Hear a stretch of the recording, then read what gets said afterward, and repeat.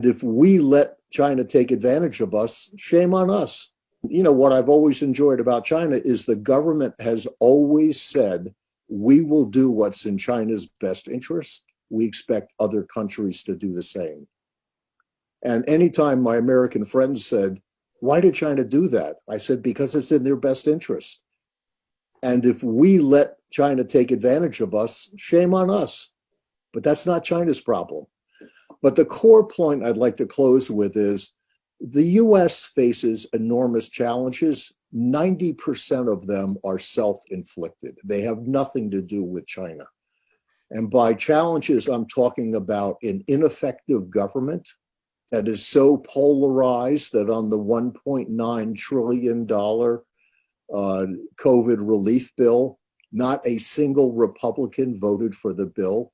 So clearly the political system is a major fundamental issue for the US. I mean, if you go back to Confucian values, the best and the brightest have always gone into government in China. In the US, they've gone into business. So if you think about it, the US has B students who totally disagree with each other and don't get anything done. China has A students who are all on the same team. My concern is if the US doesn't step up and deal with its own internal problems, that China will continue to be a scapegoat. Because rather than admit we couldn't get it done, it's easier to blame somebody else. But is that going to get in China's way? Not at all.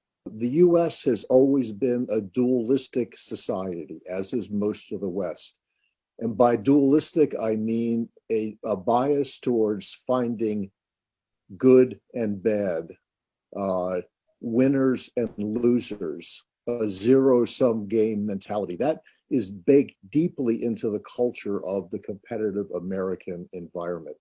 China, as most Eastern countries, is focusing its culture very much on harmony and balance. Very different. The second difference has to do with worldview.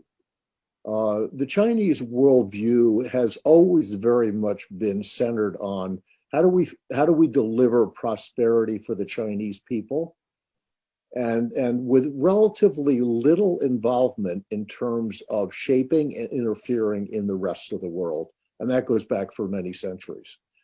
The US has adopted what I would call an exceptionalist point of view.